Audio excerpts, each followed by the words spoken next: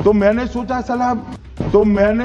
साला ये चुनाव आयोग कहता है कुछ नहीं हो रहा है, कुछ नहीं हो रहा है। ये घबराया हुआ रिस्पॉन्स है। इतनी अमर्यादित भाषा, असंसदीय शब्द साला का प्रयोग करते हैं और उनको सभापति महोदय ने टोका नहीं। अगर अमित शाह जी के अंदर दम है, अगर अमित शाह जी के अंदर जरा सी भी हिम्मत है,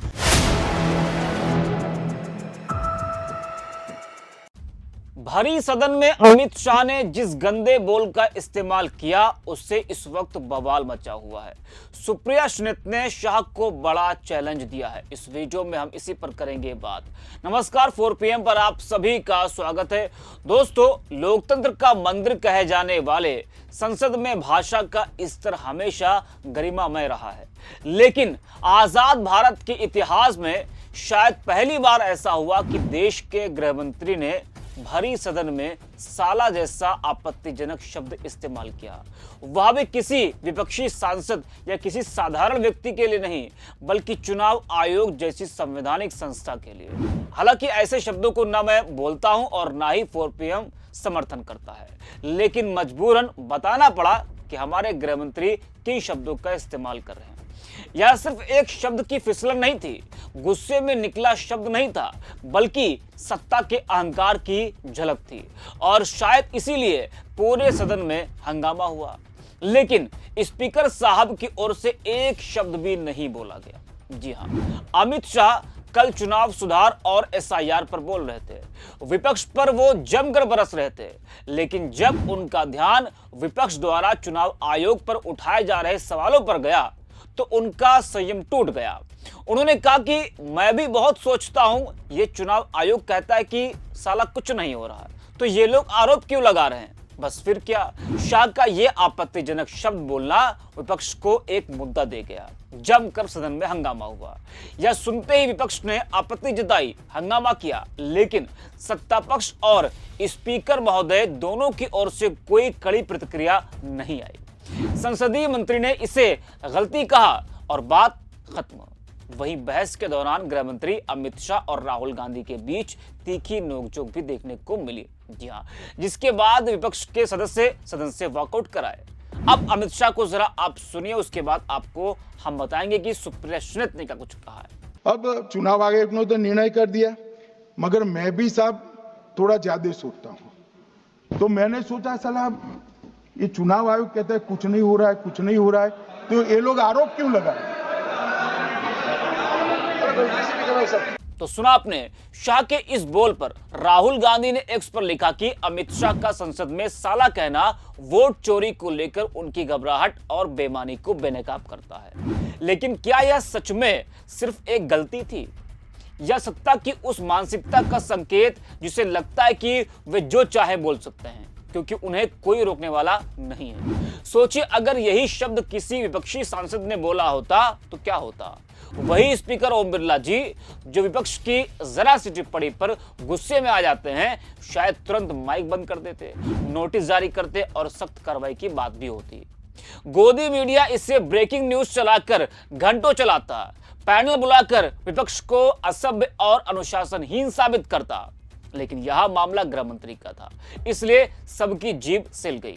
वहीं शाह के बयान पर कांग्रेस प्रवक्ता सुप्रिया सुनित ने बड़ा हमला बोला है और बड़ा चैलेंज भी किया है। जी हां, सुप्रिया ने कहा कि गृह मंत्री अमित शाह सदन में व्हाट्सएप के फर्रे पड़ रहे थे। हिम्मत है तो राहुल गांधी की चुनौती स्वीकारे और वोट चोरी पर उनके लिए खुलासों पर डिबेट करे। सदन में गाली देने से थोड़ी ही बात नहीं बनेगी। जरा आप भी सुनिए सुप्रिया सुनित को। जब इस देश के गृह मंत्री सदन में बोलते हैं तो यह अपेक्षा होती है कि वो फैक्चुअल बात बोलेंगे, वो सच बोलेंगे और वो मर्यादा रखेंगे। मुझे सर्वप्रथम बहुत ही दुख है कि वो जो सरदार वल्लभ भाई पटेल की कुर्सी पर बैठे हैं, वो सदन में इतनी अमर्यादित भाषा, असंसदीय शब्द साला का प्रयोग करते हैं और उनको सभापति महोदय ने टोका नहीं। मुझे इस बात का बड़ा दुख है। मुझे इस बात का दुख है कि इस देश का गृह मंत्री व्हाट्सएप यूनिवर्सिटी पर आए हुए फर्रे पढ़ रहे थे आज सदन में।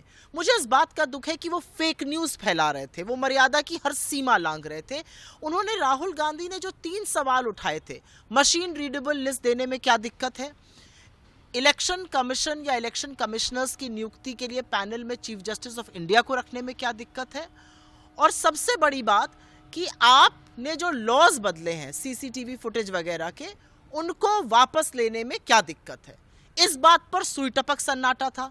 गृह मंत्री वोट चोरी करते हुए रंगे हाथ पकड़े गए हैं, उनके लोग पकड़े गए हैं, और इसीलिए वो इतना लंबा भाषण दे रहे थे क्योंकि चोर की दाढ़ी में तिनका होता है और उसको इतना डिफेंसिव होकर समझाने की जरूरत होती है। घुसपैठियों की बात कर रहे हैं अमित शाह जी, मैं तो पूछना चाहती हूँ, बिहार में तो एसआईआर हो गया, कितने घुसपैठिए मिले? और अगर घुसपैठिए देश में हैं तो यह आपकी विफलता, आपको तो रिजाइन करना चाहिए। आप सदन में भाषण कहां से दे रहे हैं? यूपीए के शासनकाल में 4 से 14 के बीच में हमने 88,000 से ज्यादा घुसपैठियों को इस देश से निकाला था। आप अपने 11 साल में 2400 लोगों को निकाल पाए? आप किस तरह की बातें कर रहे हैं? लेकिन आज जिस तरह से मर्यादा को तार तार करने का, व्हाट्सएप के फर्रे पढ़ने का, पूरा झूठ सदन में खड़े होकर फैलाने का, और जिस तरह से सदन की गरिमा को भंग करने का काम अमित शाह ने किया है, वो उसी के लिए जाने जाते हैं। और जब उन्होंने साला शब्द का प्रयोग किया तो मेरे मन में एक ही बात आई कि इंसान अपने असली रंग आखिरकार दिखाई देता है। वॉकआउट किया, सभी विपक्षी दल के नेता नहीं किया, घुसपैठियों का जिक्र करते ही आपकी कोरी बकवास सुनने के लिए तो इस देश के चुने हुए सांसद वहां पर बैठे नहीं हैं। आपसे पॉइंटेड सवाल पूछे गए, आपके पास एक भी पॉइंटेड सवाल का जवाब नहीं था। इस देश की जनता जानना चाहती है कि क्यों इम्यूनिटी दी गई है इलेक्शन कमिश्नर्स को। वो कोई संसद से या वो कोई लोकतंत्र से ऊपर तो है नहीं। अगर वो कुछ गलत कर रहे हैं तो उनको उसका सामना करना चाहिए, कार्रवाई होनी चाहिए। आपने क्यों इम्यूनिटी दी है? इस देश की जनता जानना चाहती है कि भाई आपने ये लॉ क्यों बनाया कि सीसीटीवी फुटेज डिलीट करी जाएगी? क्यों 45 दिन में डिलीट करी जाएगी? क्यों नहीं साल, 1.5 साल, 2 साल, 3 साल इस डेटा के जमाने में रखी जा सकती है, डिजिटल के जमाने में। और आपसे सवाल पूछा गया कि इलेक्शन कमीशन को मशीन रीडेबल लिस्ट देने में दिक्कत क्या है। इन सब बातों का आपके पास कोई जवाब नहीं है। आप सिर्फ कोरी वहां पर बकवास कर रहे थे, वो कौन बैठ के सुनना चाहेगा? राहुल जी ने तो सदन मुझे ऐसा लगता है कि राहुल गांधी जी ने जो खुला चैलेंज दिया है, जो उन्होंने खुली चुनौती दी है, अगर अमित शाह जी के अंदर दम है, अगर अमित शाह जी के अंदर जरा सी भी हिम्मत है, तो राहुल गांधी जी ने जो आनंद पे, जो मधेपुरा पर और जो हरियाणा पर प्रेस कॉन्फ्रेंस करी है, उस प्रेस कॉन्फ्रेंस पर आए, बहस कर लें, 2 टूक बात कर लें। आप चरण चुंबकों को तो बहुत सारे मीडिया के लोगों को स्क्रिप्टेड इंटरव्यूज देते हैं।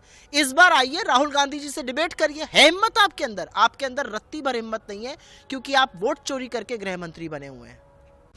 तो सुना आपने, पूरा विपक्ष अमित शाह के इस शब्द का विरोध कर रहा है और जमकर हंगामा किए हुए है। साला जैसा शब्द सिर्फ असंसदीय नहीं है बल्कि असम्मानजनक है, और सत्ता में बैठे व्यक्ति द्वारा इसे बोलना कहीं ज्यादा गंभीर।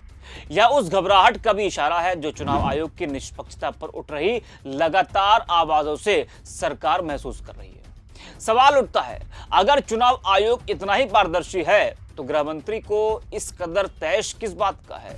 क्या विपक्ष का सवाल पूछना इतना नागवार है, या फिर सच में सरकार को डर है कि कहीं चुनाव आयोग की भूमिका पर उठते सवाल उसकी मंशा पर पर्दा न उठा दें?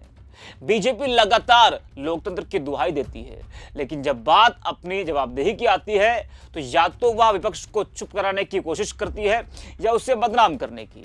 और अब तो संसद में उनकी भाषा भी वही हो गई है जिसे वे खुद असभ्य कहकर दूसरों पर वार करते हैं। लोकतंत्र में सरकार की शक्ति उसके पद से नहीं बल्कि उसके व्यवहार से नापी जाती है। लेकिन जब देश का गृह मंत्री ही संसद में आपत्तिजनक भाषा बोले और सत्ता पक्ष, स्पीकर और मीडिया सब चुप रहे, तो यह सिर्फ एक शब्द का मामला नहीं रह जाता। यह हमारे लोकतंत्र की गिरती संवैधानिक मर्यादा और बढ़ते सत्ता अहंकार की कहानी भी बन जाता है। जनता सब देख रही है और यही देखने की सबसे बड़ी ताकत होती है लोकतंत्र की। तो इस वीडियो में इतना ही। आप देखते रहिए 4 PM।